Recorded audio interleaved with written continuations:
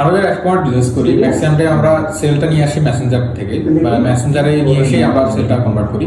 কিন্তু এই ক্ষেত্রে দেখা যায় অনেক সময় আমরা মেসেজ সময় দিতে পারি না, অথবা মেসেজ দিতে লেট হলে অনেক সময় কাস্টমার স্যাটিসফ্যাকশনটা কমে যায়। আর ফেসবুক যখন দেখে যে হচ্ছে আপনার লেট রিপ্লাই দিচ্ছেন, তখন কিন্তু মানুষের ফেসবুকে মেসেজ কনভার্সনটাও রেশিওটা কমিয়ে ফেলে। তো যেটা লং টার্মে গিয়ে ক্ষতি হয় আসলে। তো তারপর থেকে আমি ডিজি রিসোর্স থেকে ল্যান্ডিং পেজ নেই।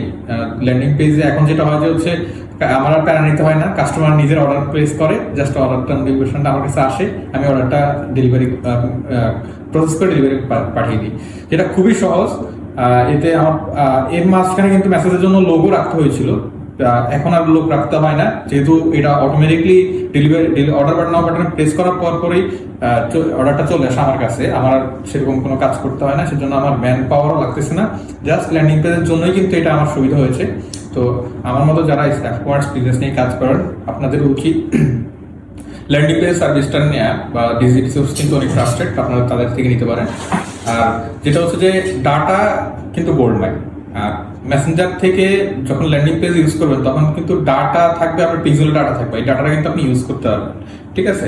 আর যখন মেসেঞ্জারে করবেন, কনভার্ট নিয়ে করবেন, তখন কিন্তু দেখেন ডাটাগুলো অনেক সময় কালেক্ট করতে পারি না, আমাদের বড় একটা রিসোর্স নষ্ট হয়ে যায়। সেক্ষেত্রে কিন্তু আপনারা চাইলে ল্যান্ডিং পেজ ইউজ করে আপনার ডাটাটা স্টোর করতে পারেন। আর এটাই কিন্তু নেক্সট টাইম পরবর্তী বিজনেসের দেখা গেছে সেল কিন্তু 2x পর্যন্ত নিয়ে যায়, ঠিক আছে।